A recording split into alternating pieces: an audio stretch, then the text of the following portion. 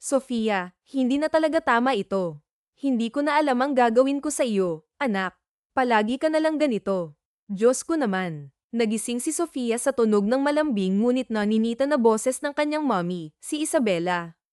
Pagdilat ng kanyang mga mata, nakita niya itong nakatayo sa paanan ng kama, nakatingin sa kanya na parang problemado. Mommy Isabela, napakaaga para sermonan mo ako ng ganito. Sagot ni Sofia nang may inis habang kinusat ang kanyang mga mata dahil mahapdi pa ang mga ito. Halatang antok na antok pa siya. Mommy Isabela, aga. Sa tingin mo ba maaga pa? 11:11 na ng umaga, Helen Brea Alejandro. 11:11 na. Susmar Joseph. Napabalikwas si Sofia mula sa pagkakahiga. Nang mapadako ang kanyang tingin sa wall clock sa loob ng kanyang kwarto, napangiwi siya at napilitang bumangon kahit masakit pa ang ulo. Hangover na naman siya. Sofia, grabe, mommy. Super late na pala ako. Bakit hindi niyo po ako ginaiseng? Lagot na naman ako kay Madam Claudia nito. Mommy Isabela, at sa akin mo pa talaga isisisi ang kalokohan mo dahil hindi kita ginaiseng. Sofia, palagi kang lasing pag-uwi mo. Magkakasakit ka niyan kung ganyan ka palagi. Sofia, mommy, late na po talaga ako. May meeting pa ako with my glam team bago pumunta ng Greece. At alam niyo po ba, kanina pa raw kayo tinatawagan ng manager niyo pero hindi kayo makontak. Nasaan ba ang cellphone ko? Sinipat ni Sofia ang kama, pero wala roon ang cellphone niya. Wala rin ito sa bedside table. Sofia, oh Diyos ko, hindi ito pwedeng mangyari. Naalala niyang talagang nag-pass out siya kagabi sa sobrang kalasinggan at wala siyang ideya kung paano siya nakauwi. Kaya maging ang cellphone niya ay hindi niya makita. Sofia, mommy, parang nawala ko yata ang phone ko, bulalas niya habang nanlalaki ang mga mata. Mommy Isabela, edi ipahanap mo. Sige na, bilisan mo ng maligo dyan. Pagkatapos ng meeting mo, may dinner tayo with Mr. Alser. Mas lalong nanlaki ang mga mata ni Sofia nang marinig ang apelyido ng lalaking ilang beses nang binabanggit ng kanyang ina tuwing napag-uusapan ang kasal niya. Sofia, mommy, mamaya na ba yun? Pwede bang i-reschedule na lang natin? Next month na lang kaya? Pinanlisikan siya ng kanyang ina ng tingin at pinandilatan pa ng mata. Mommy Isabela, anak, sana maintindihan mo na abala rin si Mr. Alser. Ilang beses na nating ipinagpaliban ang dinner na ito na dapat ay noong nakaraang buwan pa. Hindi na pwede. Kailangan natin siyang makita ngayong gabi. Naiintindihan mo ba? Aalis na ako. Kita na lang tayo sa hotel na pinabook niya para sa atin. Huwag kang mail late, ha, anak ko. Napabuntong hininga si Sofia habang sinasapo ang kanyang noo. Ramdam niya ang pintig at bahagyang kirot nito. Magdamag kasi siyang uminom kasama ang kanyang mga pinsan. Simula nang bumalik siya sa Pilipinas, tila mas madalas na siyang magpakasaya at magpakawala ng stress kasama ang mga ito. Chloe, Brea, kanina ka pa hinihintay ni Madam Claudia. Ano ba't ang tagal mo? Tanong ng kanyang pinsang si Chloe nang dumating siya sa restaurant kung saan ginaganap ang team meeting nila. Si Chloe ay isa rin sa mga modelo. Bukod sa pagiging pinsan, best friend din niya ito, kaya't maging sa pagpili ng career path ay pareho sila. Sofia, pasensya na, nasobrahan lang ng tulog, sagot niya nang may kaba habang naglalakad sila patungo sa grupo ng kanilang team. Pagkarating nila, agad siyang sinermonan ng project manager nila. Siya na lang pala ang hinihintay kaya't agad rin silang nagsimula sa meeting. Pinag-usapan nila ang schedule ng photoshoot at kung aling Ling-Erie line ang gagamitin. Pagkatapos ng meeting, nanatili pa sila sa restaurant para mag-lunch. Chloe, totoo ba? Nawawala ang phone mo kagabi, tanong ni Chloe na halatang gulat. Nakasimangot lang na tumango si Sofia bilang sagot. Chloe, so, ano ngayon? Sisimangot ka lang dyan at wala kang. Sofia, oh my gosh. Napabalikwas si Sofia mula sa pagkakahiga at mabilis na tumayo. Nang mapatingin siya sa wall clock sa kanyang kwarto, napangiwi siya at napahawak sa ulo dahil sa biglaang kirot, isa na namang hangover. Sofia, nagpapanik. My God, Mommy. Super late na po ako. Bakit hindi niyo po ako ginaiseng? Nako, mapapagalitan na naman ako ni Madam Claudia ngayon. Mommy Isabela, mahigpit ang tono, at sa akin mo pa talaga isisisi, ha? Sofia, hindi kita ginaiseng dahil palagi ka nalang lasing pag-uwi mo. Kung ganyan ka ng ganyan, magkakasakit ka. Sofia, nagmadali, Mommy, wala na pong oras para sa sermon. Late na po talaga ako. May meeting pa ako with my glam team bago ang biyahe ko sa Greece. By the way, kanina ka pa raw tinatawagan ng manager ko, pero hindi ka makontak. Nasaan po ang phone ko? Sinipat ni Sofia ang kama at ang bedside table, ngunit wala roon ang kanyang cellphone. Sofia, halos maiyak, oh no. This can't be happening. Mom, I think I lost my phone kagabi. Mommy Isabella, may diin, edi ipahanap mo na lang. Sige na, bilisan mo ng maligo. At huwag mong kalimutan, pagkatapos ng meeting mo, may dinner tayo with Mr. Alcer. Biglang nanlaki ang mga mata ni Sofia nang marinig ang pangalan ng lalaking ilang beses nang binabanggit ng kanyang ina tuwing pinag-uusapan ang kanyang kasal. Sofia, nagmamakaawa, Mommy, mamaya na ba yun? Can we reschedule? Next month na lang po, please. Mommy Isabella, seryoso, anak, intindihin mo naman. Busy rin si Mr. Alcer. Palagi na lang nating ipinagpapaliban ang dinner date na ito, na dapat ay nangyari pa noong nakaraang buwan. Hindi na pwede. Kailangan natin siyang makita ngayong gabi. Naiintindihan mo ba? Kita tayo sa hotel na pinabook niya para sa atin. Huwag kang mail late, Sofia. Napabuntong hininga na lang si Sofia at napahawak sa kanyang noo, ramdam ang pintig at bahagyang kirot. Narration, magdamag kasi siyang uminom kasama ang kanyang mga pinsan. Simula nang makauwi siya sa Pilipinas, tila mas napapadalas na ang mga gabing naglalasing at nag-e-enjoy kasama ang mga ito. Pagdating niya sa restaurant kung saan ginaganap ang meeting ng kanilang team, sinalubong siya ng kanyang pinsang si Chloe. Chloe, naiiritang tanong, Brea, kanina ka pa hinihintay ni Madam Claudia.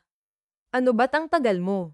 Narration, si Chloe ay isa sa mga modelo at matalik niyang kaibigan. Magpinsan sila, kaya't maging sa pagpili ng career ay pareho sila ng landas na tinahak.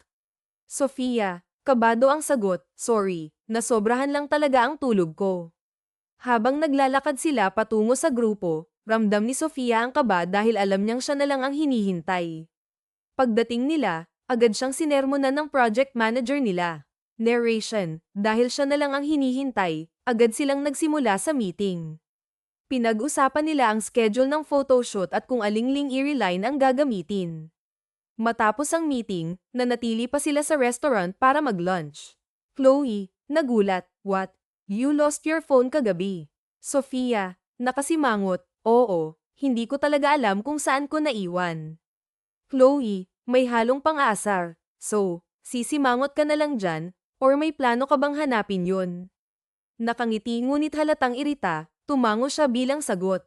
So ano ngayon? Sisimangot ka na lang ba dyan at wala kang balak hanapin ang cellphone mo? Tanong ni Chloe habang abala sa pagre-retouch ng makeup sa loob ng powder room. Paano ko naman tatawagan? I don't even memorize my number. Loka ka talaga, sagot ni Brea na may halong pagkadismaya. E di gamitin mo yung phone ko para matawagan ang cellphone mo.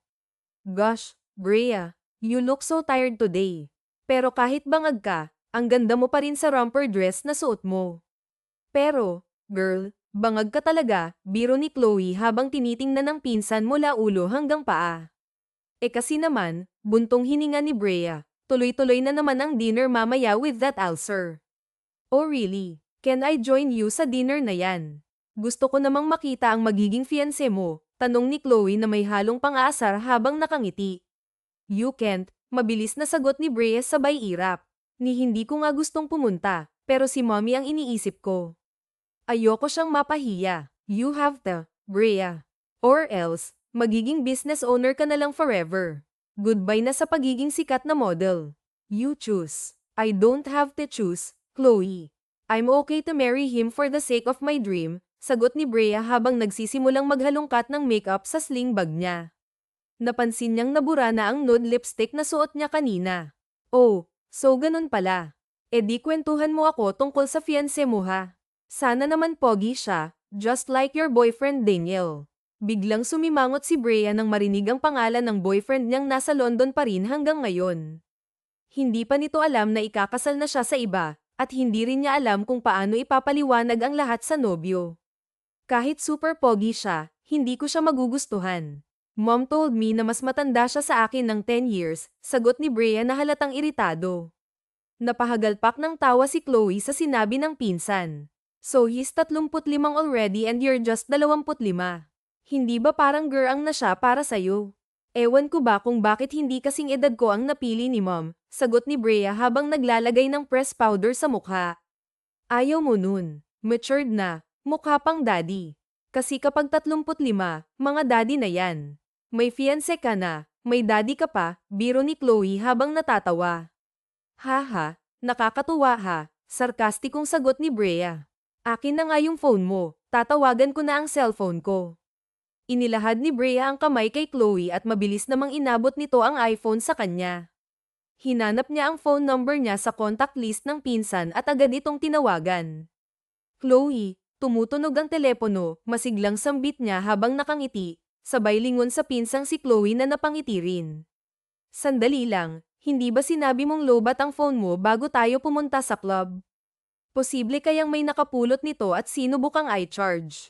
Parang, sagot ni Chloe na may halong pagtataka. Hintayin natin, baka sagutin, sagot ni Brea, halatang may halong kaba at pag-asa. Ngunit ilang ulit nang nagring ang tawag ni Brea, wala pa ring sumasagot. Napasimangot siya, unti-unting nawawalan ng pag-asa na maibabalik pa ang kanyang cellphone. Hanggang sa biglang tumigil ang pagring.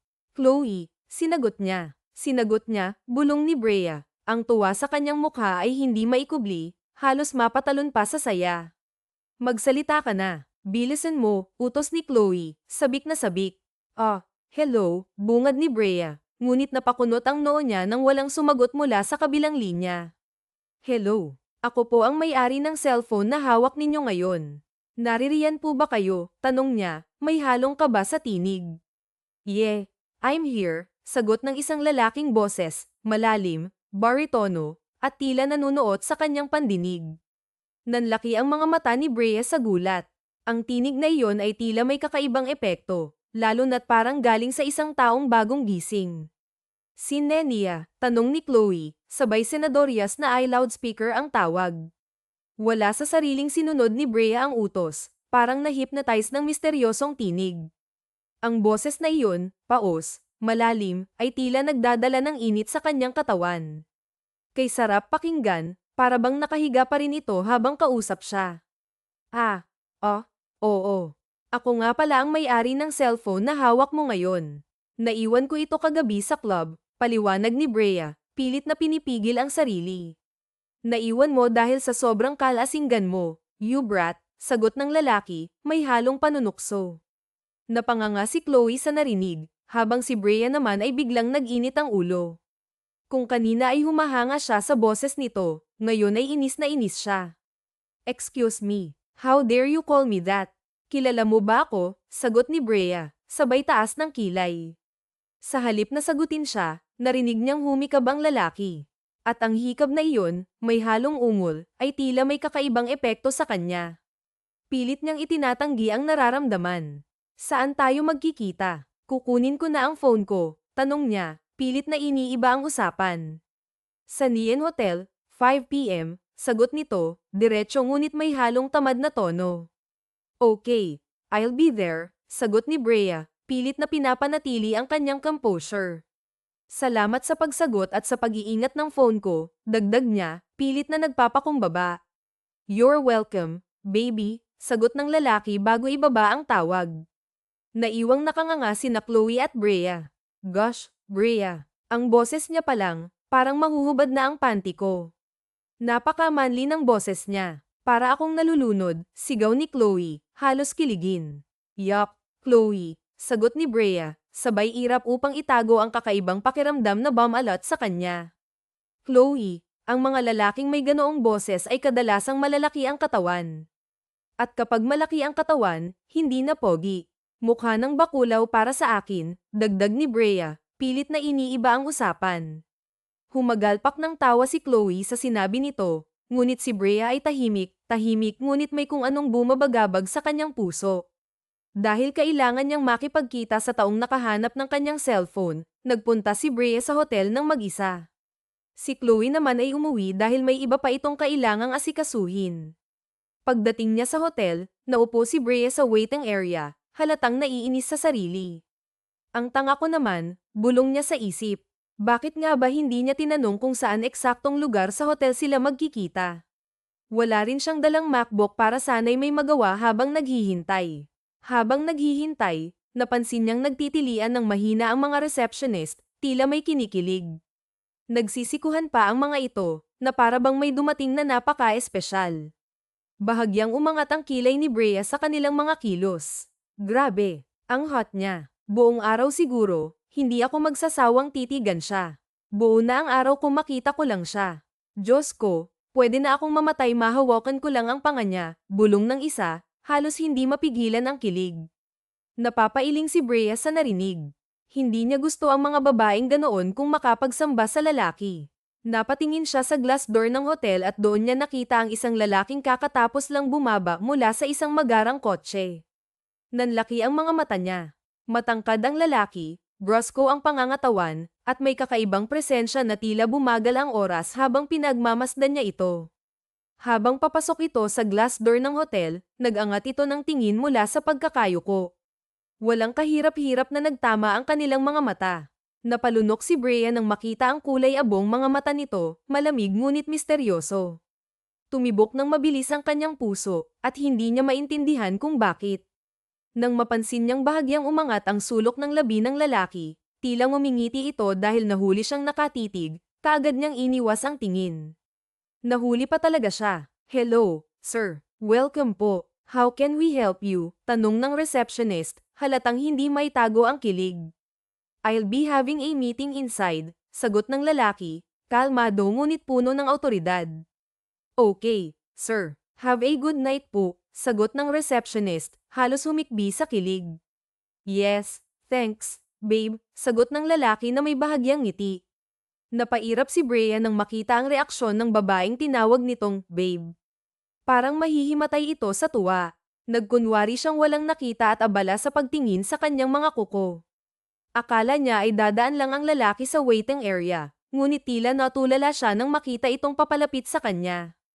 Napaangat siya ng tingin nang walang paabi itong umupo sa couch sa harap niya. Nagtagpo muli ang kanilang mga mata. Napakurap si Brea, ngunit hindi niya may kakaila ang tensyon sa pagitan nila. Nang mapansing tinitigan siya nito ng matindi, napairap siya, pilit na itinatago ang kung anumang bumabalot sa kanyang dibdib. Quit staring, malumanay ngunit may diin na sabi ni Sofia nang mapansin niyang walang ibang ginawa ang lalaki kundi titigan siya habang nakasandal ng komportable sa couch. Naiilang siya sa matinding titig nito. Hindi niya maitatangging gwapo ito sa malapitan, dahilan kung bakit hindi tumigil ang puso niya sa pagtibok ng mabilis.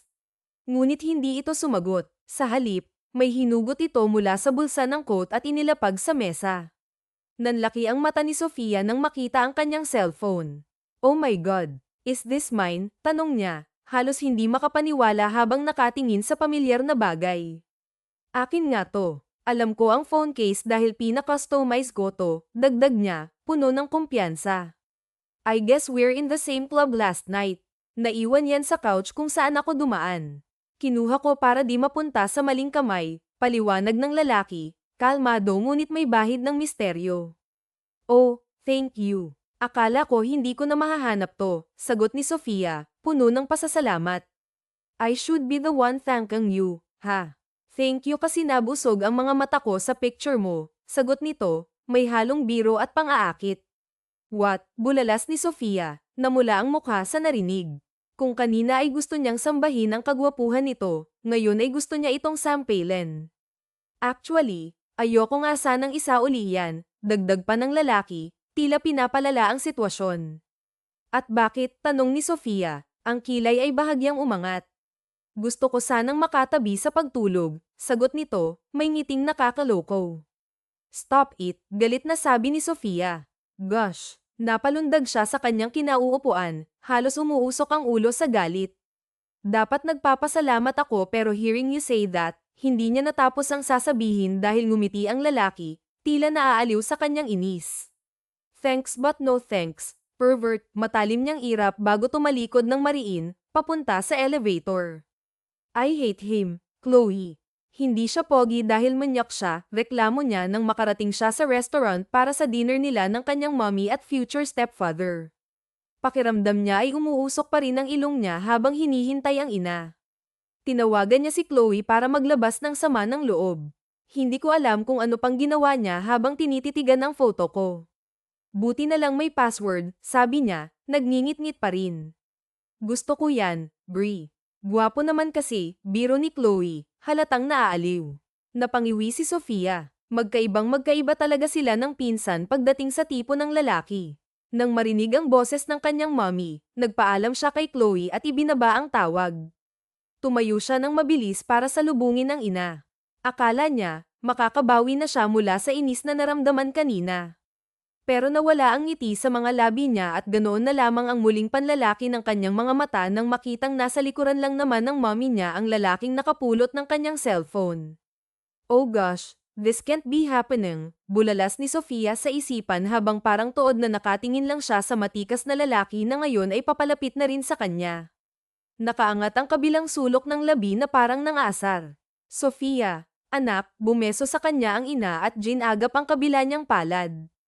Buti naman at hindi ka late ngayon. On time din kaming nakarating ni Tim McGray. Ang sabi ko kasi ay hindi pwedeng ikaw ang mauna dahil may nipin ka. But it's good to know that you're already here. Kanina ka pa ba? No. Kaka-rating ko lang, Mom. Oh, by the way, Ethan, come here. Marahan niyang hinayla si Ethan papalapit sa kanilang dalawa. Pakurap-kurap si Sofia nang maamoy sa malapitan ang manly perfume ng lalaki. This is the day that I've been waiting for so long, ang maipakilala kayo sa isa't isa. I hope, meet my Yunakahiha, Helen Sofia Alejandro. And anak, this is Mr. Ethan Gry Alcer, ang lagi kong kinukwento sa'yo. The chairman of the Sunrise Group of Companies. They own a lot of private hospitals in the country, and they also have a pharmaceutical company. Nice meeting you, Mr. Alcer. Peke siyang ngumiti at nahihiyang inabot ang kamay para hindi mahalata ng mommy niya. Itong lalaki lang naman ang nangmanyak ng picture niya. The pleasure is mine, young lady, tugon nito habang tinanggap ang kamay niya. Ang sumunod na ginawa nito ay nagpasabog ng bolte-bolteheng kuryente sa loob ng katawan niya. Marahan lang naman itong hinalikan ang likod ng palad niya. Dumampi roon ang mainit nitong mga labi, at nakikiliti siya sa patubo nitong mga balbas. Maya-maya pa ay inalala sila nitong makaupo sa upuan. Magkatabi sila ng mommy niya, at nasa harap naman nila ang lalaki.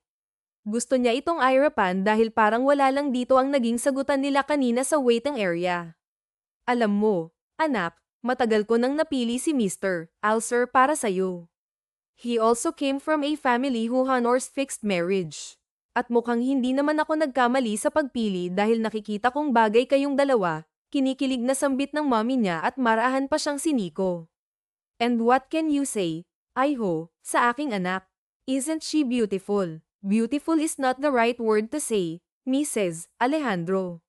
Your daughter is gorgeous, anito matapos inumin ng wine, pero nakalapat pa rin sa kanya ang malagkit na tingin. Sa buong dinner nila ay halos hindi na magsalita si Sofia at itinoon na lamang ang pansin sa pagkain. Hinayaan niyang ang dalawa lang ang mag-usap. Puro lifestyle lang naman at negosyo ng lalaki ang pinag-usapan nila. Aminado siyang bigla siyang naging interesado sa lalaki nang malaman niya mula sa mommy niya na dati pala itong sundalo.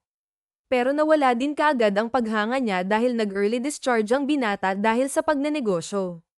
Ipagpalit ba naman ang bayan sa negosyo? Sa mga sumunod na araw ay ninanamnam lang ni Sofia ang bakasyon niya. Wala siyang ginawa kundi kainin ang lahat ng cravings niya tuwing cheat days niya. Pero isang umaga ay nabulahaw na lang ang mahimbing niyang pagtulog ng sunod-sunod na pagkatok ang narinig niya mula sa labas ng pinto ng kanyang kwarto. Ma'am Sofia, what is it? Maria, naiinis niyang tugon habang inaalis ang pagkakatakip ng kumot sa buo niyang katawan. Tumawag ho ang mommy niyo. Pinapasabi na mag-ayos na kayo dahil may party daw kayong pupuntahan mamaya. Bakit? Anong oras na ba? 3 o'clock na po ng hapon, Ma'am Sofia. Inaantok na iminulat niya ang mga mata. Ilang oras na pala siyang tulog, pero kulang pa rin iyon. Paano kasi ay magdamag na naman siyang party? Sa party ay nakasama niya ang nobyong si Daniel, nakakauwi lang mula London at wala pa ring kaalam-alam na ikakasal na pala siya sa iba. Bakit kasi kailangan pa akong isama sa birthday celebration na yan? Naiirita niyang tanong habang naliligo. Napag-usapan na nila iyon ng mommy niya, na kailangan niyang dumalo sa birthday party ng isa sa mga ka-business partner ng daddy niya noon. Hindi sila pwedeng mawala ng mommy niya. At makakasama niya doon si Ethan para makita ng lahat na siya ang napili nitong pakasalan. Marami raw kasing naghahabol sa binata na may kasal sa anak ng mga ito. Ano ba siya? Hari ng business at pinag-aagawan siya. Ganoon ba siya kagaling pagdating sa negosyo? And I'm sure naman mas marami pang mayayaman sa amin na pwedeng piliin. He can benefit them more. Bakit sa akin pa? Nakataas ang kilay na tanong niya. Matapos maligo ay dali-dali siyang lumabas ng bathroom dahil narinig niyang nagring ang kanyang cellphone. Pero nangislap ang mga mata niya nang makitang may isang malaking kumpol ng bulaklak ang nakapatong sa ibabaw ng magulo niyang kama. Hindi pa siya nakakabawi sa gulat nang makitang isang pamilyar na balto ng katawan ang ngayon ay nakaupo na sa couch sa tabi ng kanyang kama. Ethan, bulalas niya sa nanlalaking mga mata. What are you doing here? I really don't know what took you so long inside the shower. Kanina pa ako naghihintay, magkasalubong ang kilay na ani nito. Sa halip na sagutin ang tanong niya, sinabi ko bang maghintay ka? I said, what are you doing here? Bakit ka nakapasok sa kwarto ko? Bumilis ang pintig ng puso ni Sofia nang tumayo ito pero hindi inaalis ang tingin sa kanya. Ngayon ay bumababa na ang tingin nito sa may bandang dibdib niya. Sinusundo ang mapapangasawa ko, bulong nito sa tenga niya nang tuluyan ng makalapit sa kanya. Halos mapugto ang hininga niya nang walang paabang humalik ito sa pisngi niya. Sabay tayong aalis. Sa akin ka sasakay, ani nito habang namumungay ang mga matang nakatitig sa kanya. Hindi niya tuloy alam kung ano ang sasabihin. Pabigla-bigla ang bawat kilos nito. Nahihirapan siyang makabawi. Sanay siyang may mga matang nakatitig sa katawan niya, pero ngayong nakatabing naman ang towel sa katawan niya, para siyang hinuhubaran ng kung paano siya tingnan ni Ethan. Nanunuyo ang lalamunan niya, lalo pa at sobrang lapit nila sa isa't isa. Pwede mo akong sunduin nang nasa labas ka lang naghihintay. May permiso ako galing kay tita na pumasok dito sa kwarto mo. At isa pa, kapag kinasal na tayo, hindi lang naman kwarto mo ang papasukin ko. Lihim siyang napalunok dahil sa makahulugang sinabi nito. Umakyat ang init sa mukha niya nang bumaba ang tingin nito sa labi niya, patungo sa cleavage niya. Nag-iwas na lamang siya ng tingin. Maghintay ka pa, matagal akong magbihis, aniya. Tatanggo na sana siya sa walk-in closet sa may bandang kanan nang maagap na napigilan siya ni Ethan sa kamay. Para siyang kinuryente nang magdikit ang kanilang mga balat. Ayokong pinaghihintay ng matagal, tila inis nitong sabi. Kaya naman napangiti siya. Mas lalo lang kasing gumugwapo ito kapag naiinis. E di mauna ka, pang-aasar niya. Mabagal akong mamili ng susuotin.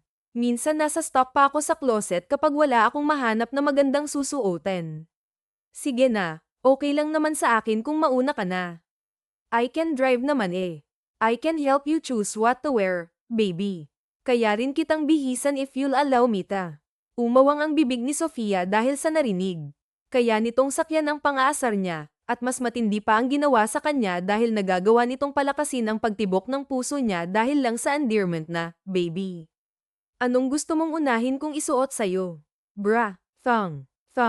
Alam na alam mo talaga kung anong underwear na sinusuot ng mga babae, no? Or sanay ka lang talagang nagpapasubo? Napahalakhak ang binata sa naging tanong niya. Napakurap pa siya dahil kahit pagtawa nito ay kay sarap pakinggan ng paulit-ulit. You look like a suspicious wife. Nakataas pa ang kabilang kamay mo. Hindi niya naman alam na ganoon pala ang naging reaksyon niya. Selosa yata ang soon-to-be wife ko. Selosa ka dyan. Basta maghintay ka. Umupo ka ulit doon, sanggol niya na lamang at mabilis na tinungo ang walk-in closet. Matapos niyang magbihis at mag-makeup, lumabas siya kaagad. Naabutan niya si Ethan na prenteng nakasandal sa couch at nakapikit ang mga mata. Natutulog pa kaya ang binata? Ngayon niya lang napansin na mukha itong pagod. Ni hindi nga nito namalayan na nakalabas na pala siya. Nang humakbang siya papunta sa vanity mirror niya, nagising ito at tumayo na rin. You look tired. Pwede naman siguro na huwag kang pumunta, mahinang aniya habang tinitingnan ang sarili sa salamin. Concern ka, asa ka. Namalayan niya na lamang na nakalapit na ito sa kanya, nakatitig sa kanya mula likuran. Pero ang sumunod nitong ginawa ay nagpawis sa bewang niya at marahang hinayla papalapit dito. Bumangga tuloy ang likuran niya sa matigas nitong katawan. Gusto niya pang mapapikit ng maramdaman ang kung anong matigas na bagay sa may bandang puso nito. Bahagya niyang nilayo ang sarili dahil para siyang sinisilaban ng apoy. Halatang napakalandi ng mapapangasawa niya. Huwag kang malikot, bulong nito sa tenga niya. Bakit? Anong gagawin mo? Kabado niyang tanong nang parang may hinuhugot ito sa bulsa. Magkahinang pa rin ang kanilang mga mata sa salamin. Ganoon na lamang ang pamimilog ng mga mata ni Sofia nang buksan nito ang isang maliit na kahon at inilabas ang kumikinang na kwentas. Nakaawang lang ang mapupulan niyang labi nang isuot nito iyon sa kanya. Bagay na bagay sa kanya. Ano to? Para saan to? A gift for my beautiful soon-to-be wife. Hindi niya napigilan kung mawala ang ngiti sa kanyang mga labi. Hindi naman siya materialistic, pero parang gusto niya ang pakiramdam na makatanggap ng kahit na ano galing sa binata. Hindi niya maintindihan kung bakit ganoon ang nararamdaman niya. Dahil sa tuwa, hindi na napansin ni Sofia na hinawi na pala ni Ethan ang buhok sa may bandang batok niya. Pinili niyang ilugay na lamang ang buhok dahil may nakatagong pulang marka doon na gawa ng boyfriend niyang si Daniel kagabi, na kanina niya lang din napansin habang naliligo siya. Bumangon ang kaba sa puso niya nang marahang binitawan ni Ethan ang buhok niya. Bahagyang lumayo ito sa kanya at lumalim ang titig sa leeg niya. Napaharap siya sa binata nang marinig ang malutong nitong mura. Sinong may gawa niyan? Kritikal nitong tanong. Umigting pa ang panga. Sagot niya. Napakurap si Sofia nang tumaas ang boses nito. Galit ang mga matang nakatingin sa kanya. At bakit ba siya nakakaramdam ng takot? Hindi niya naman kailangang magpaliwanag. Wala naman siyang ginagawang masama. Wala namang sa kanila para magalit ito. Huwag mo nga akong pagtaasan ng boses. I don't like that. Inirapan niya ang binata. Galing yan sa boyfriend ko. Okay ba? Nasabi ni mom sa'yo na may boyfriend ako. Kailan lang nangyari to? Kagabi. Ano pang mga ginawa niya sa'yo, ha? Bakit ba tanong ka ng tanong? Hindi mo naman siguro kailangang malaman pa yun, di ba? Ikakasal ka sa akin. I need to know everything. Tila nagliliyab ang mga matang sabi nito. Wala naman kaming ibang ginagawa. But of course, we're in a relationship. We make out, kiss, and touch, ganun lang. Pero hindi naman lumalim pa doon, break up with him. What? You heard it right, Helen Sofia Alejandro. Makipaghiwalay ka sa boyfriend mo ngayon din, or else. Teka lang, putol niya sa binata at pinaningkitan nito ng mata. Kahit hindi pa siya tuluyang nakabawi sa pagbanggit nito sa full name niya, akala mo naman ay tatay na nagagalit sa pasaway na anak. What? Bakit mo ako inuutusan ng ganyan? Oo, papakasal tayo, pero parang lang naman yun sa business, Sisigot pa sana ito, pero nagring na ang cellphone nito para sa isang tawag. Kaya naman supladong inirapan na lang siya. Napaka-demanding at parang napaka-territorial naman ng lalaking to, nasabi niya na lamang sa isipan. Nakarating sila sa pupuntahan nila at natapos ang gabing iyon nang hindi siya iniimikan ng binata. Magkasama sila, at pinapakilala siya sa mga kabisi na parabang hindi pa nawala ang galit dahil sa pulang marka na nakita sa leeg niya. Mom, hey, what happened? Bakit ka po umiiyak? Tarantang tanong ni Sofia sa ina isang hapon nang magtagpo sila ng mommy niya sa living room ng bahay nila. Maom, antag niya ulit sa ina dahil parang wala ito sa sarili. Can you calm down? How can I calm down? Sofia, putol na sanggal nito sa kanya, puno ng frustration ang mata. Your ninong Greg stole a lot of money from the company. Nabibwisit ako kung paano pinagkatiwalaan noon ng daddy mo ang lalaking iyon. At ginawa pang vice president ng negosyo natin. Napakalaking pera ang tinangay niya. Napapailing si Sofia. Ninong Greg is his dad's best friend. Hindi niya naman alam na ganoon pala ang gagawin nito sa kanila, at wala siyang kaalam-alam tungkol sa kung sino ba ang may hawak ng pera ng negosyo nila. Hindi na po ba mababawi yung pera, Maom? Kahit mabawi pa, Sofia, mahihirapan tayong makabangon muli. Ngayon pa na itinigil na ni Mr. Alcer ang proposal sa kumpanya natin. Ano bang ginawa mo at umurong siya sa napagplanuhan? You mean Ethan Gray? Yes, ayaw niya na daw may kasal sa'yo. He even ended everything without a clear reason. Pati mga investments niya sa company ay babawiin niya. Wala na akong mahanap na mapagkakatiwalaan na maaaring humawak sa negosyo natin. Napapagod na ako, Sofia. Gusto ko nang magpahinga. Hindi ko naman gustong pasanin mo ang lahat because I know you have a dream that you want to pursue. Hindi ko na alam ang gagawin ko. Si Ethan na lang ang nakikita ko kung magbabangon sa oil company natin. Dahil ba sa pulang marka sa leeg niya kaya nagkakagano ng Ethan na yon? Ang lalaking yun, talagang huling-huli ang inis niya. Wala na siyang ibang nakikitang dahilan kung bakit umurong ito sa kasal nilang dalawa. Tumabi siya ng upo sa ina at hinaplos ang likuran nito. Gagawin ko ho ang lahat, mapapayag lang siyang may kasal sa akin. Don't worry, ma. Akong bahala. Kailangan niyang tapusin kung ano man ang meron sa kanilang dalawa ni Leah. Sa ngayon, mas mahalaga sa kanya ang kumpanya na pinalago noon ng daddy niya at pinapahalagahan pa rin ng mommy niya magpahanggang ngayon. I need to talk to Daniel. Where is he? Tanong niya kay Braxton, isa sa mga best friends ng nobyo niya. Nasa loob siya ng club na pagmamay-ari ni Braxton. Kanina niya pa hindi makontak ang boyfriend niya kaya nagtungo na siya roon. Doon lang din kasi ang tambayan nito kapag wala pang trabaho. Ah, si Braxton ba? Hindi ba siya nag-message sa'yo? Kumunat ang noo niya dahil kanda yutal-yutal kung makasagot si Braxton. Parang may tinatago. That's why I came here, Braxton, dahil hindi ko siya matawagan. Ah, hindi niya ba nasabi sa'yo na ngayon na ang balik niya sa London? Baka nasa airplane na yun. Halos hindi nito matapos ang sana ay sasabihin nang biglang sumulpot si Britney mula sa loob ng kwarto ng office ni Braxton. Alam niyang magkalandian ang dalawang ito. Oh, Sofia, you're here. Si Daniel ba ang hanap mo? Britney, stop, saway ni Braxton, pero nagpatuloy ang babae. Nasa VIP room siya at may kasamang babae. I said stop. Ano ba, Brax? Bilang babae, ayoko namang itago kay Sofia ang nakikita ko. Daniel is cheating on Sofia, at hindi mo pwedeng pagtakpan ang kaibigan mo sa kalokohan niya. Biglang umakyat ang init sa ulo ni Sofia dahil sa narinig. Kumuyam ang kamao niya dahil sa panginginig. Hindi niya alam kung inaasar lang ba siya ni Britney dahil mula pa noong high school pa sila ay hindi talaga sila magkasundo. Pero ngayon ay kita niya ang sinseridad sa mukha nito. Umakyat ka sa taas, Sofia. Gusto mo, samahan kita para dalawa tayong sumabunot sa babae ni Daniel. Thanks, but no thanks. Umirap siya at tinalikuran na ang dalawa. Totoo nga ang mga narinig niya mula kay Britney dahil pagkaakyat niya pa lang sa VIP room na madalas na pinapasukan ng nobyo niya, ay nakita niya ito roon at may kalampungan na makatinghigad si Vanessa, isa sa mga kasamahan niya sa modeling na hindi niya rin nakasundo noon pa man. Nanlalaki ang mga mata ng dalawa nang makita siya mula sa nakabukas na pinto. Sofia, babe, I will explain. Let's end it here, Daniel, walang emosyon niyang sabi. Nanginginig siya sa galit pero nakatayo lang siya roon. No, babe, please, let's talk. Hahawakan sana siya nito pero maagap niya itong nasampal. Kaya naman umawang ang bibig nito na muling ibinaling ang tingin sa kanya. Hindi ko na kailangan ng paliwanag mo. Nakita ko na ang dapat kong makita.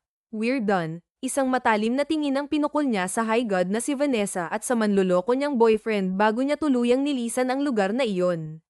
Nang makauwi, iniyak niya na ang lahat sa mommy niya. Ang akala ko, baka siya na ang magiging long-term relationship ko, mommy. Mabait si Daniel, at hindi ko alam na katulad lang din pala siya ng mga kaibigan niya. Tinanong mo ba kung ano ang dahilan bakit siya nagloko? Hindi. Nakipag-break agad ako. Yun naman talaga ang plano ko.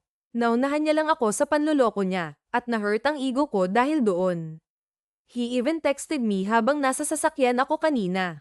Sinabi niyang ginagawa niya lang daw iyon dahil hindi ko naman maibigay sa kanya ang kailangan niya bilang isang lalaki. Hindi pa naman kami mag-asawa. My virginity is for my husband only, para lang sa lalaking pakakasalan ko. At si Ethan Gray ba yun? Malokong ngisi ang gumuhit sa mga labi ng mommy niya. Tumibok ng mabilis ang puso niya marinig lang ang pangalan ng binata. He's not my type, mom. Masyadong brusko, mas matanda sa akin ng 10 taon. Palaging walang emosyon ang mukha na parabang nangangain ng buhay. Ayaw mo ba noon? Kainin ng buhay. Ginagawa sa akin yan noon ng daddy mo. Mula ulo hanggang paa, anak, wala siyang pinapalampas. Napakasarap man aman. Kadiri. Malakas na humagalpak ng tawa ang ina dahil sa naging reaksyon ni Rhea. Anak, Masarap magmahal ang lalaking nakatatanda sa'yo ng ilang taon. Subukan mo si Ethan. Nakikita ko na mabait at sweet siya. Napabuga na lamang siya ng malalim na hininga at muling yamakap sa ina. Wala namang mawawala kung susubukan niya. Maisasalba niya pa ang kumpanyang pinaghirapang itaguyod ng mga magulang niya. "Where is your boss?" Kalmadong tanong ni Brea sa babaeng naka-sunglasses. Nasa loob siya ng main office ng Sunrise Group of Companies, hinahanap ang lalaking naging dahilan kung bakit na-stress ang mommy niya ngayon. Si Sir Tim po ba ang hanap niyo, ma'am? Yes. Nasa loob naman po siya, ma'am, pero may appointment ba kayo sa kanya? Wala, but I want to talk to him right now. Kasi, ma'am, hindi po pwedeng makausap si Sir ngayon, eh. Dahil, natigilan ang babae sa pagsasalita nang pareho silang nakarinig ng tili ng isang babae mula sa opisina ni Ethan na nasa bandang kanan lang niya. Nagkatinginan sila ng babae, nagtatanong ang mga matang tiningnan niya ito. Sabi niya po kasi ay may meeting pa ho siya sa loob. Meeting pala, walang paabang tinalikuran niya ang babae at humakbang papalapit sa pinto. Dahan-dahan niyang pinaihit ang seraduran yun. Swerte niya na lang at hindi iyon nakalak. Kaya naman kaagad niyang nabuksan, at ganoon na lamang ang pagsabog ng init at galit sa buo niyang sistema dahil sa nasaksihan niya. Nakita niya lang naman kung paano kumandang ang isang babae kay Ethan habang naglalandian ang dalawa. Nanlalaki ang mga mata ng babaeng nakatingin sa kanya dahil sa gulat. Si Ethan naman ay hindi man lang natinag sa biglaan niyang pagsulpot sa loob ng opisina nito. "Wow, parang ang saya naman ng meeting mo." Sarkastiko niyang tanong na nagpaangat ng kabilang sulok ng labi nito. "And who are you, miss?" Pumasok ka nang hindi man lang kumakatok. "Ikaw ang kinakausap ko, so don't talk to me," senggal niya sa babae na ikinaawang ng bibig nito. "Ako lang naman ang finesse niyang lalaking nilalandi mo ngayon." "What? Please, get out." "Sir Ethan, I said get out." Matigas na ulit ni Ethan na ikinasimangot ng babae pero kaagad din namang tumayo at naglakad palabas ng pinto. "Girlfriend mo?" "No, just a fling." "Anong ginagawa mo dito?" Walang ganang tanong ni Ethan sa kanya habang inaayos ang necktie nito na nag-ulo. "Umurong ka sa kasal nating dalawa dahil lang sa may boyfriend ako, tama? Samantalang heto ka, nakikipaglandian sa ibang babae. Ngayon ko lang ginawa matapos kong sabihin sa mommy mo ang pag-urong ko." "Sit down," utos nito sa kanya pero nanatili siyang nakatayo. "Kapal ng mukha mong utusan ako. Makipaghiwalay sa boyfriend ko tapos ikaw, malaya namang gawin yun." "Ba, hindi ako kasal. Hindi pa ako nakatali. Isa pa, I'm single." Katulad mo may boyfriend." Naiinis siyang nakatitig dito habang prente lang itong nakaupo. "Nandito ako para sabihing pakasalan mo ako." Sandaling katahimikan ang namayani dahil sa sinabi niyang iyon. Nanatiling nakatitig lang ang lalaki sa kanya na bahagyang nakaawang ang mga bibig. Hindi yata makapaniwala na magagawa niyang sabihin iyon. Hindi rin naman siya makapaniwala na talagang gagawin niya iyon.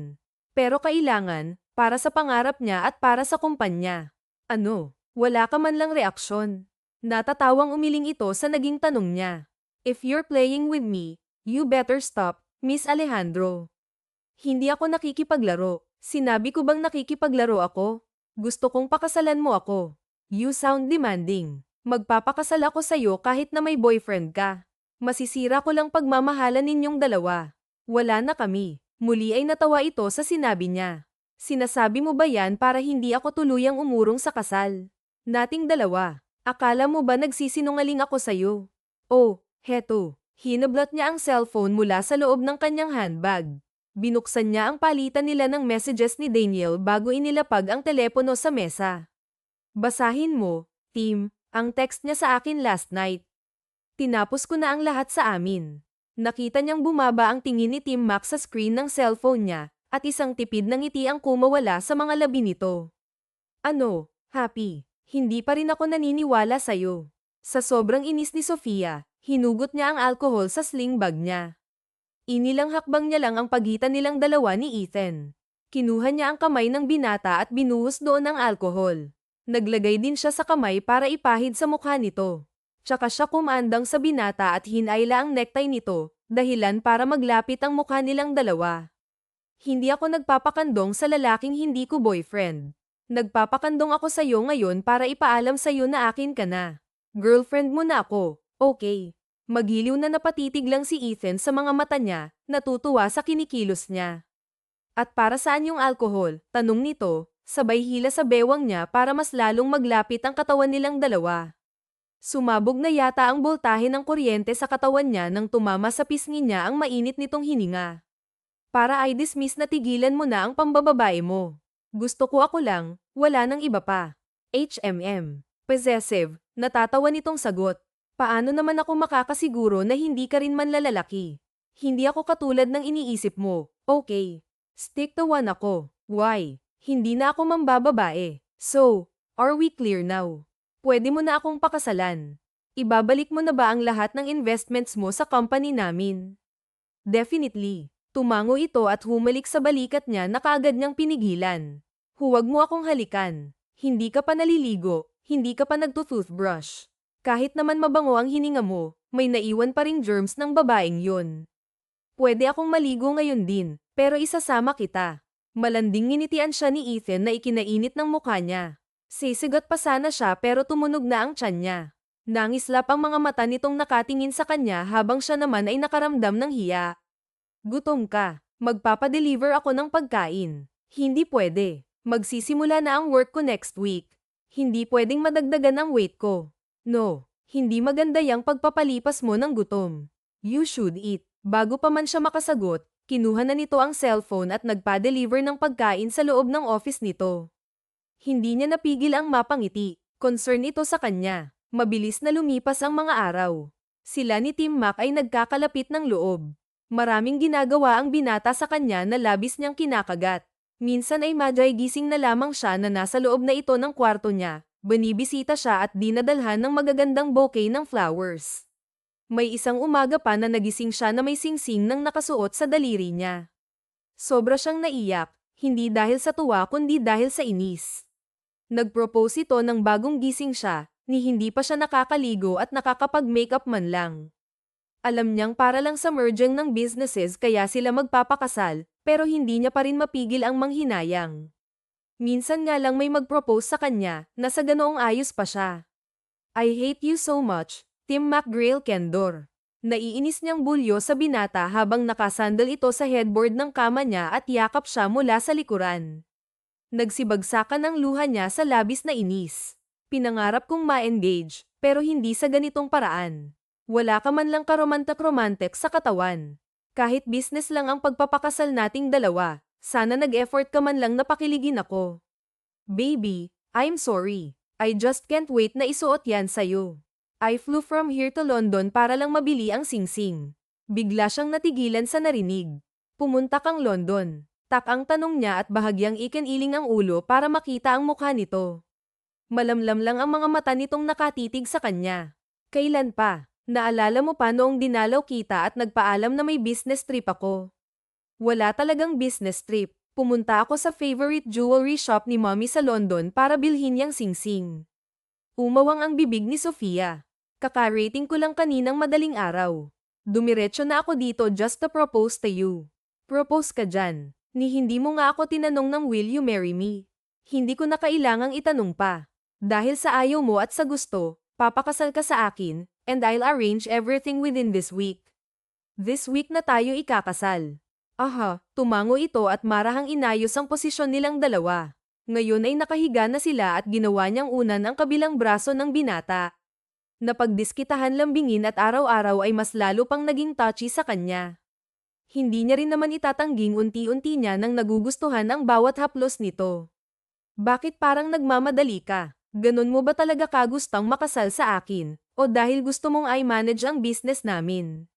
Sa halip na sumagot, hinawi lang nito ang iilang hibla ng buhok na tumatabing sa mukha niya. Do you want a grand wedding? Buti at natanong mo, Tim Mac. Gusto ko ng simpleng kasal lang. Hindi naman natin mahal ang isa't isa, di ba? Kaya bakit pa yung grande? Reserve na kasi yung engranding kasal na gusto ko sa lalaking mahal ko. Sa sinabi niya, ay nagsalubong ang kilay ng binata. Hindi yata nito nagustuhan ang lumabas sa bibig niya. What do you mean? Maghihiwalay rin naman tayo, di ba? Kapag na-manage mo na ng maayos ang business namin at makaka-benefit ka doon. Sa tingin mo, maghihiwalay pa tayo? Oo, Posibleng mangyari yun. Kaya gusto ko, secret lang ang marriage natin. At saka, isa akong Lindy model. Pinagbabawal ng agency ko na malink ako sa kahit na sino. So, isisiksik na gawin yun. Ikakasal tayo pero hindi ibig sabihin na itatali natin ang isa't isa. At saka, may isa pa akong pakiusap. Ano yun? Sumusuko nitong tanong na para bang walang magagawa kundi ang sumunod na lamang sa lahat ng sasabihin niya. Ayaw ko munang magka-baby. Pwedeng naman tayong alam mo na, pero hindi pwedeng mag-baby. Halos hindi na natuloy ni Sofia ang mga sana ay sasabihin ng bigla niyang mapagtanto kung ano man ang lumalabas sa bibig niya. Nahihiyang napapikit siya dahil nakakalokong ngisi ang gumuguhit ngayon sa labi ni Ethan. So, hindi mo ako pagbabawalan kung ano man ang gusto kong mangyari sa ating dalawa. Kung pagbibigyan mo ang mga hiling ko, ibibigay ko rin ang lahat ng gusto mo. Kahit na mag-advance na ako ng L-making ngayon, ha? Pero hindi pa tayo kasal, Napabungis-ngis na lamang siya nang walang palam na pinuno ng halik ni Ethan ang mukha niya. At nang tumigil ang mga labi nito sa labi niya, ay natigilan siya. Pakiramdam niya ay tumigil ang oras ng sandaling nagtagpo ang kanilang mga labi. Iyon ang unang halik na binigay ni Tim Max sa kanya. Sa kabila ng paglalandi nito sa kanya sa nakaraang mga linggo, pero ng gabing iyon, ay hanggang haplos lang ito sa kanya at nirerespeto pa rin ang dahilan niyang hindi pa sila kinakasal. Kinabukasan, ay hindi niya inaasahan ang pagdala sa kanya ni Ethan sa mansyon ng mga ito. Nakilala niya ang mayamang angkan ng mga Alcer. Lahat ng kapatid nito ay puro doktor, ang mga magulang naman ng binata ay magagaling na cardiologist. Singbilis ng pag-ihip ng hangin ang pagdaan ng mga araw. Ang akala ni Sofia ay sa Pilipinas sila ikakasal, pero biglang nagsimula ang trabaho niya.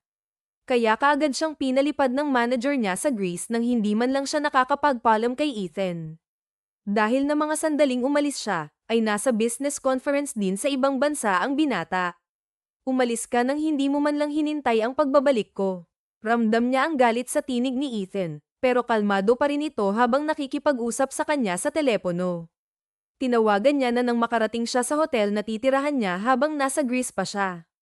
Look, I'm sorry, okay. Biglaan lang kasi ang shoot namin, Narinig niyang bumantong hininga ang binata kaya napabusangot siya. Naiinis siya sa sarili dahil 2 araw pa silang hindi nagkikita, pero hanap-hanap na ito ng mga mata niya. I missed you. Huwag ka na magalit, pero bukas na ang kasal natin, Sofia. Pwede namang next week na lang. Promise, makakauwi na ako niyan. No, putol ng binata sa kanya. Matutuloy ang kasal natin bukas, ha? Pero no buts, baby. Tell them to extend the shoot. The next day after our wedding, pupunta ako dyan at dyan na tayo magpapakasal. Tim Mac, matagal kong hinintay ang pagkakataong may kasal sa'yo at maging akin ka ng tuluyan.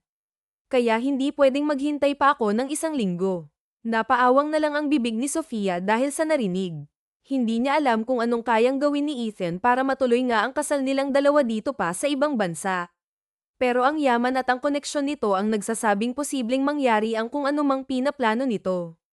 Hindi niya na masyadong inisip pa kung ano ang ibig sabihin nito na matagal na daw nitong hinihintay ang may kasal sa kanya. Mas nangingibabaw kasi ang kilig na nararamdaman niya. Kinabukasan, ay nagising na lamang si Sofia na nasa tabi niya si Ethan. As usual, ay ginigising na naman siya ng mga halik nito. Tinanong daw nito kay Chloe ang hotel room niya. Pinag-ayos siya at binilhan pa siya ng eleganteng white dress na susuotin dahil iyon na ang araw ng kanilang kasal. Hindi alam ni Sofia kung paano nagawa ni Ethan ng paraan na may kasal sila sa Greece. Pero formal na ikinasal sila sa isang beach resort. Napakabilis na mga pangyayari. Hindi siya makapaniwala na talagang kasal na siya sa isang Alcer. Isa iyong simple ngunit intimate wedding. Hindi maipaliwanag na saya ang nararamdaman niya nang marinig mula sa nagkakasal sa kanila na ngayon ay mag-asawa na sila ni Ethan. Dumiretso sila sa cabin sa loob ng resort na pinabook daw nito para sa kanilang dalawa. You look so tired. Sabi ko naman sa'yo, di ba, next week na lang. Wala ka tuloy pahinga. Malambing niyang sabi at nakatingin lang kay Ethan na hinuhubad ang coat nito. Pagkatapos, ay umupo ito sa gilid ng kama. Marahan siyang hinayla ng asawa, kaya naman napakandong siya rito. Kitang-kita niya ang pagbigat ng talukap ng mga mata ni Ethan. Nawala lahat ng pagod ko dahil kinasal na tayo. Masaya ka na kinasal tayo. Of course, baby, mahina niyang sagot habang inaamoy ang leeg niya at manok-anak ang hinahalikan. Are you happy? Yeah. Dahil makakabangon na ng tuluyan ang kumpanya namin, sagot niya na lamang para mapagtakpan ang kilig na nararamdaman. Mukha kang puyat at pagod. Baby, I'm okay. Halatang pagod ka. Tapos bukas, babalik ka pa ng Pinas ba? Kaya pahinga ka na. Di ko kailangan magpahinga, Brea. Ikaw ang pahinga ko. Hindi napigilan ni Brea ang pagbaha ng saya sa loob-loob niya nang marinig lang ang mga katagang iyon. Nang mag-angat si Ethan ng tingin, ay nagtagpong muli ang kanilang mga mata. Hindi mo alam kung gaano katagal kong hinintay ang pagkakataong ito. At ngayong tuluyan ka nang naging akin, hinding-hindi na kita papakawalan pa. Matapos nitong sabihin iyon, hindi na siya nakasagot pa dahil mabilis na sinakop na ng mga labi ni Ethan ang nakaawang niyang bibig. Natagpuan na lang ni Brea ang sarili na tumutugon sa masasarap nitong mga halik. Buong magdamag, ibinigay niya ng buong-buo ang sarili sa isang Ethan Gray ulcer na unti-unting nagpapabaliw sa buo niyang sistema. Alam niyang kahit magising man siya kinabukasan, ay hindi niya pagsisisihan kung anuman ang pinagsaluhan nilang dalawa. Ginasto niya iyon, at iyon din ang sinisigaw ng puso niya. Matapos ang kasal nilang dalawa, ay mas naging malapit pa sila Ethan sa isa't isa.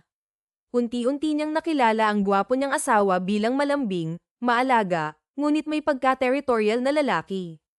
Ayaw nitong napapalapit siya sa kahit na sinong lalaki, maging ang mga katrabaho niyang model pati na mga photographer ay pinagseselosan nito. Pero hindi niya magawang mainis sa asawa dahil mas nangingibabaw ang pinapakita nitong pagmamahal sa kanya. Nahuhulog na rin ang loob niya rito, kahit pilit niyang pinipigilan iyon dahil business nga lang ang dahilan ng pagpapakasal nilang dalawa. Pero kung kailan naramdaman ni Brea na mahal niya na si Ethan, ay doon pa tumambad sa kanya ang isang revelasyon na hindi niya kailanman ginustong malaman. Bakit hindi mo sinabi sa akin ang lahat, Mommy? Nagtaas ng boses si Brea nang hindi niya na makayanan ang sama ng loob na nararamdaman niya. Anak, I'm sorry. Hindi ko na sinabi sa'yo dahil hindi naman na mahalaga. Mahalaga, Mommy. Dahil pinakasalan pala ako dahil sa utang na loob. Umiiyak na bumagsak siya sa couch sa loob ng kwarto ng mommy niya. Mabilis naman siya nitong dinaluhan. Matatanggap ko pa na magpapakasal kami ni Ethan dahil sa negosyo. Pareho naming may benefit ang isa't isa. Pero ang malamang si Tim pala ang dahilan ng pagkawala ni Daddy at pinakasalan niya ako para lang makabayad sa utang na loob. Mommy, sobrang sakit noon para sa akin. I'm sorry, anak. I'm sorry, anak. I'm so sorry. Pero kagustuhan ito ng daddy mo. Wala akong magagawa. Hindi ko naman kayang hindi pagbigyan ang huling kahilingan ng daddy mo. Alam mong mahal na mahal ko siya. Napapailing si Brea. Kahapon kasi ay nagkausap sila ng Ninong Benya, isang retired news anchor na malapit ding kaibigan ng daddy niya noon. Masaya raw ito na ikinasal na siya, pero hindi raw papayag na hindi niya malaman ang totoong dahilan ng pagkawala ng daddy niya. Alam kong nagkaisip ka na noong mawala ang daddy mo. At sa pagkakaalam mo ay namatay siya sa gitna ng Zamboanga, panimulang kwento ng ninong niya nang magkausap sila sa loob ng bahay nito.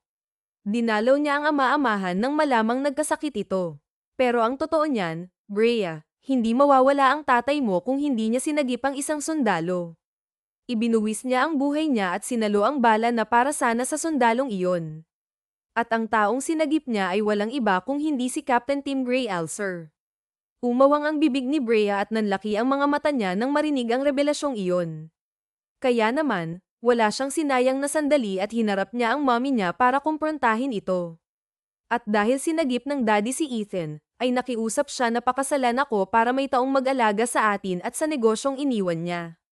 Mommy, unti-unti ko nang minamahal si Ethan. Paniwalang paniwala ako na may nararamdaman na kami sa isa't isa. Pero ginagawa niyo lang ang lahat ng ito dahil sa utang na loob niya kay Daddy. Sana ho, una pa lang sinabi niyo na sa akin. Masakit para sa akin na siya ang dahilan ng pagkawala ni Daddy, pero siya pa ang nakakasama ko at pinakasalan ko. Hindi naging madali para kay Brea na tanggapin ang bagay na iyon. Kaya naman, pagka-uwi ni Ethan galing sa isang business trip, ay kaagad niya itong kinumpronta. Hahalik pa sana ito sa kanya, pero umiwas siya na labis nitong ikinabigla. My baby looks grumpy. Bad mood yata ang asawa ko. Gustuhin niya mang kiligin sa sinabing iyon ni Ethan, pero mas nang ibabaw ang galit niya. May problema ba? Tanong ni Ethan. Ikaw ang problema ko, baby. All this time, Tim, ni hindi mo man lang sinabi sa akin ang totoo. Nagsalubong ang kilay ng lalaki dahil sa sinabi niya. Nawala ang kaninang antok sa mga mata niya. Business lang ba talaga ang dahilan kaya ka nag-invest sa company at kaya mo ako pinakasalan, Bria? What do you mean? Tanong ni Ethan.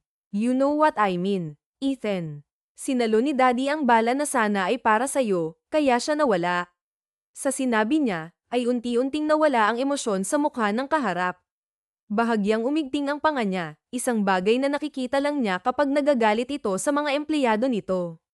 Sinong nagsabi sa'yo? Tanong ni Ethan. Hindi mo na kailangang malaman kung sino. Ang mahalaga ay nalaman kung hindi dapat kita pakisamahan dahil ikaw ang dahilan ng pagkawala ni Daddy. Baby, let me explain. Explain what? Galit niyang senggol, sabay pagbagsak ng mga luhang kanina niya pa pinipigilan. Ipapaliwanag mo na namatay ang daddy ko dahil wala kang kwentang sundalo. Hindi ito makapaniwalang nakatitig sa mga mata niya. Wala na siyang pakialam kung masaktan ito sa mga sasabihin niya. Ethan, ikaw ang sundalo sa inyong dalawa. Your mission is to protect the country and its people. Bakit si daddy pa, na isa lang civilian, ang sumagip sa'yo? Dahil doon, nawalan ako ng ama sa murang edad pa lamang. Tuluyang napahagulgol si Bria. Bria, hindi mo naiintindihan. Mag-usap tayo ng mahinahon, please. No, ayoko na makipag-usap sa'yo. Bayad ka na sa utang na loob mo kay Daddy, at ako na ang bahala sa mga iniwan niya. Let's end it here, Ethan. Baby, please don't say that. Nakikiusap ang mga mata nitong nakatingin sa kanya at sinubukang gagapin ang mga palad niya. Pero patuloy siya sa paglayo rito. Hindi ko kayang makisama sa taong naging dahilan ng pagkawala ng ama ko. I will file a divorce. Iyon na ang huling mga katagang binanggit niya bago niya tuluyang lisanin ang bahay nila. Hinabol pa siya ni Ethan, pero mabilis siyang nakaalis. Sa mga sumunod na araw, ay nakalipad na siya kaagad papuntang London para sa trabaho niya. Alam niyang alam ni Ethan kung nasaan siya, pero hindi siya pinupuntahan o nilalapitan. Kahit paminsan ay ramdam niyang sobrang lapit na nito sa kanya, pero hanggat walang hudyat mula sa kanya na pwede na siya nitong kausapin, ay alam naman nito ang lugar nito. Hindi niya tinuloy ang pag-file ng divorce dahil umiiyak na nakiusap noon ang mommy niya bago siya umalis ng bansa. Hindi niya rin naman gugustuhing masaktan niya ng lubusan ng ina. Anak, baka naman pwede na kayong mag-usap ni Team Mac. Kawawa naman siya, anak. Alam mo bang halos wala na siyang pahinga? 2 negosyo ang mina-manage niya, yung sa atin at saka yung sa pamilya niya, pakiusap sa kanya ng ina nang dumalaw ito sa kanya sa Paris. Isa ding dahilan ng pagpunta ng ina ay para mag-shopping. It's been 6 months, Bria. Natitiis mo ng ganyan katagal ang asawa mo. Mommy, asawa ko lang siya sa papel. Ikaw talagang bata ka. Nasabi mo na sa akin na may nararamdaman ka na sa kanya. Natigil siya sa pagsipsip ng smoothie na in-order niya nang marinig ang katotohanan iyon. Dahil ang totoo, sa loob ng 6 na buwan na pag-iwas niya, ay miss niya na si Ethan. At aminado siyang mahal niya nga ang Captain Alcer na iyon. Bria, walang kasalanan si Ethan. Ikinwento ng Ninong Ben mo sa akin ang lahat na hindi mo na narinig noon dahil sa galit mo. Tahimik na hinintay niya ang mga susunod pang sasabihin ng mommy niya. Isa raw sundalong doktor si Ethan. At noong panahong iyon, ay sa team nila napasama ang daddy mo na abala sa pagkuha ng report dahil iyon ang trabaho niya. Unti-unting nauubos ang mga kasamahan niyang sundalo, at sa gitna ng labanan, ay kailangan niya pang gamutin ang mga sibilyan na nag-aagaw buhay na dahil nadamay sa gyera. At habang ginagawa niya ang panggagamot, ay napansin ng daddy mo ang isang sniper na nakatutok ang armas kay Ethan. Anak, sinalo ng daddy mo ang balang iyon. Hindi para maging bayani o kung ano paman, at para ngalan siya ng kahit na ano sa kanyang pagkawala. Ginawa niya ang bagay na yun dahil alam niyang si Ethan na lang ang makakapagsalita. Kung mawala ang kapitan na kasama nila, ay walang makakapag-ulat sa nangyari. At bilang pasasalamat ni Ethan, ang tanging hiling lang ng daddy mo ay pakasalan ka at alagaan tayo. Dahil kilala niya si Ethan, at alam niyang hindi niya tayo pababayaan. Hanggang sa mawala siya, ay tayo lang ang iniisip niya. Ganoon niya tayo kamahal, anak. Buong araw na hindi nawala sa isip ni Bria ang mga sinabing iyon ng mommy niya. Kung tutuusin, ay si Ethan pa pala ang naipit sa sitwasyong iyon. Pero pinili pa ring pakasalan siya dahil utang nito ang buhay sa daddy niya. Wala itong choice. Hindi dapat siya ang nagagalit. Sa nangyayari dahil sa kagustuhan iyon ng kanyang ama, sa mga nalaman ay hindi na napigilan ni Sofia ang sarili na tawagan ang asawa niya. Kailangan niyang lunukin ang pride niya para lang makausap muli si Ethan. Pero nang sagutin nito ang tawag niya, ay nagsalubong ang kilay niya dahil tila wala itong ganang kausapin siya. "Why are you calling?" Malamig nitong tanong. "Aba, bakit parang galit ka? Ayaw mo bang tumawag ako?" "Ayoko," maikli nitong tugon. Tila bumagsak ang balikat ni Sofia sa narinig at hindi siya nakapagsalita dahil sa labis na pagkabigla. Buti na lang at wala siyang kasabay sa elevator paakyat sa hotel room niya dahil nagsibagsakan talaga ang mga luha niya sa paraan ng pakikipag-usap ni Ethan sa kanya. "Eh di sige, ayaw mo pala akong kausap, ah? Sige, hinding-hindi na kita tatawagan at hindi na rin ako makikipag-usap sa'yo kahit kailan." Nasasaktan niyang ibinaba ang cellphone at lumabas ng elevator pagkabukas niyon. Pero para siyang naestatwa sa kinatatayuan ng tuluyan na siyang makapasok sa hotel room niya. Kulay abong mga mata ni Ethan ang bumungad sa kanya. Umawang ang bibig niya habang ayaw namang tumigil sa pagbilis ang pintig ng kanyang puso. "Ang sabi ko, ayoko. Ayoko makipag-usap sa'yo sa cellphone lang. Because we have to talk like this, face to face," ani Ethan. Ni hindi niya halos matapos ang pagbanggit niya sa pangalan ng binata. Sa ilang hakbang lang nito, ay wala na ang pagitan nilang dalawa. Ang akala niya ay yayakapin lang siya, pero isang uhaw at rubdob na halik ang ginawad sa kanya ng asawa.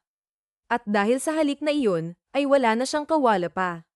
Ni ang paghinga ay hindi niya nagawa. Binitawan lang siya ni Ethan nang pareho na silang naghahabol ng hininga. "I missed you, baby. I really missed you," sambit nito. Sandali, awat niya dito, nang mahigpit siyang niyapos para halikan na naman siya. "Di ba mag-uusap pa tayo?" "Mamaya na ang usap," sagot nito. Hindi nito hinayaang makapagsalita pa siya at muli siyang sinunggaban. "Sofia, mahal na mahal kita," bulong nito sa gitna ng pagpapaligaya nila sa isa't isa, habang nag-iisa ang kanilang mga katawan.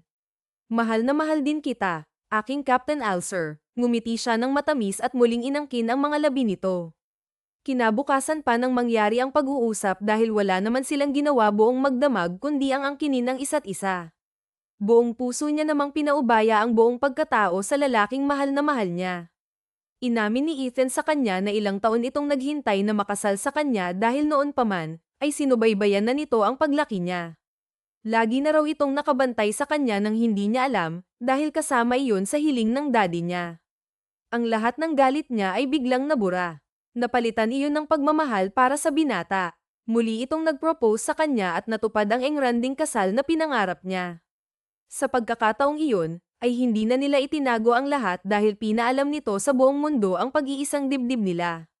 Wala pa sa plano niya ang magbuntis sa murang edad, pero pangarap ng mommy niya ang magkaapo kaya naman tinupad nila iyon. Matapos ang kasal nilang dalawa, ay tinaniman na agad ni Ethan ng baby ang sinapupunan niya. At handa na rin naman siyang maging ina. Wakas.